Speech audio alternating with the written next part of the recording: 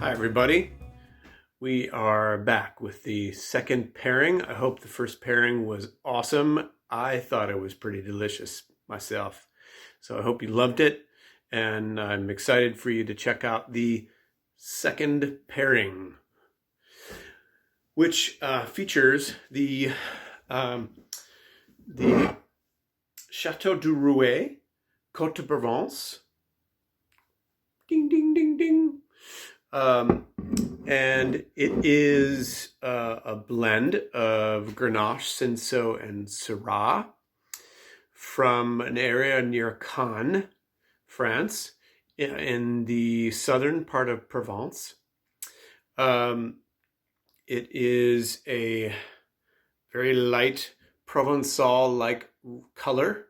You get the color from the skins, and this is probably, my guess is, an hour or less of skin maceration with the juice.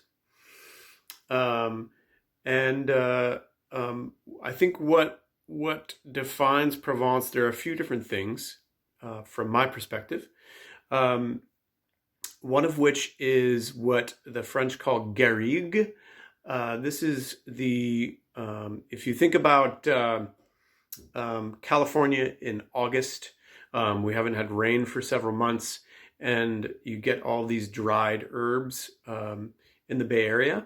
And it's a very similar concept here in the French Mediterranean, where there's a lot of dried lavender and other herbs that really become a part of the smell of the landscape, and they make their way magically into this wine. So whenever you smell and taste Provençal rosé, you will inevitably get what is called garrigue. The second part is that the French are very strict about how much sugars are in the grapes. Provençal rosé is almost always very dry and minerally, where you really have to kind of work at the fruit aspect. What will help with the fruit aspect is the pairing with this lovely Provençal rosé, which will help kind of bring out the fruit aspect of this wine, is a top shelf BLT with a French feta cheese over top, a little bit of salad. The combination is perfect with rosé, and as we're getting into springtime here in the Bay Area, rosé is the best wine to go with spring and summertime foods. Let's analyze the wine through the lens of a sommelier. And on the first course, I kind of broke down the fruit aspect for you. What I would like to do is for you to take this trusty sommelier exam sheet and hit pause for a second and do the test yourself. Focus on the fruit first, as you can see on your sheet, then the earthy characteristics second, and evidence of oak third. And then come back. So hit pause, check it out, and then come back.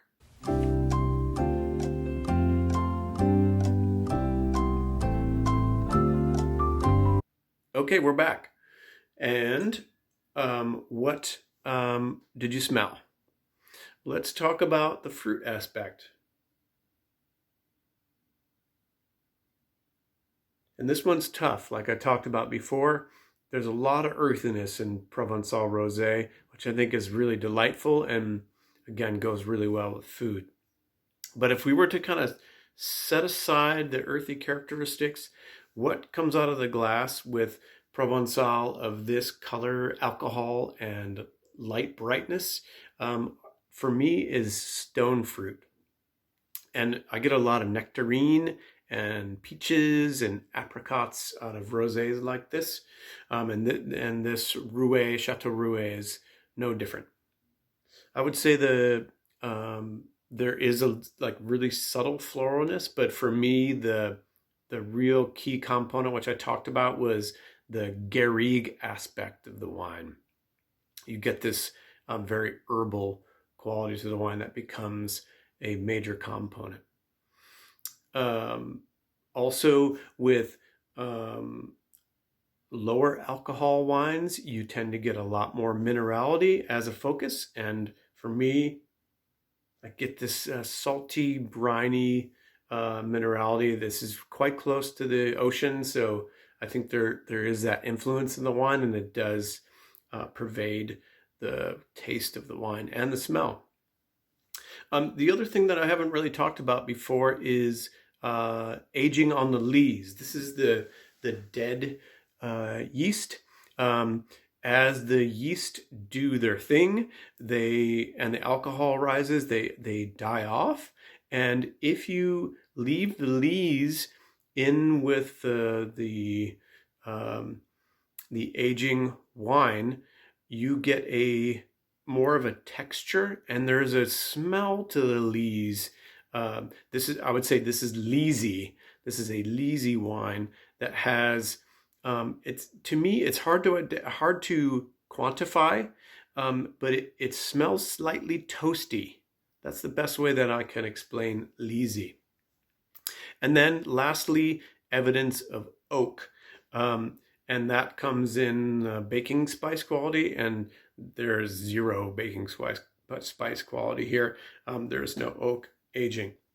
Okay, so the next thing or assignment for you is to assess the structure. And you can do that on your sheet, from dry to dessert wine, from low to high acid, from low to high alcohol, and from short to long finish. So hit the pause button, and we'll be back after you fill yours out. All right, so here we are. And hopefully you've filled out the structure assessment. Let's taste this wine together and talk about its sugar. This is a very dry wine to me. I would say it's bone dry. The acids are on the medium plus side. It's not so acidic that I can't taste anything else. I still taste the very subtle fruit and earthiness. Let's say medium plus acidity. Alcohol, I don't get a lot of burn on the back of my throat. The alcohol is 12.5%, which is pretty classic for Provençal Rosé. And the finish is quite long. Again, that's the balance of the wine and the amount of acidity in this wine combined.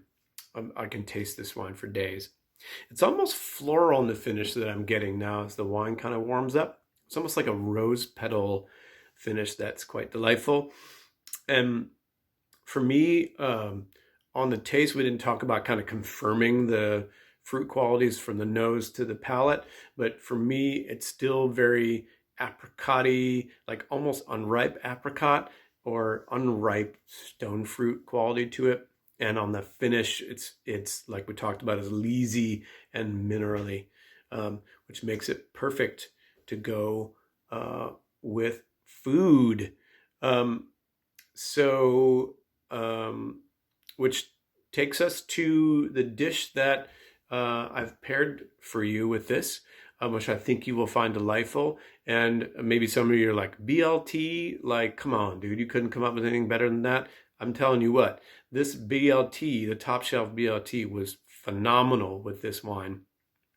The fattiness of the mayonnaise and the fattiness of the bacon with the acidity and fruitiness of the tomato and the crunchiness of the lettuce was so good with this wine. And that salad with the pepitas and the French feta cheese really kind of brought out these fruit flavors out of the glass, which you kind of have to fight for, I think, a little bit without food. Once you have that food, you really get this gorgeous stone fruit quality.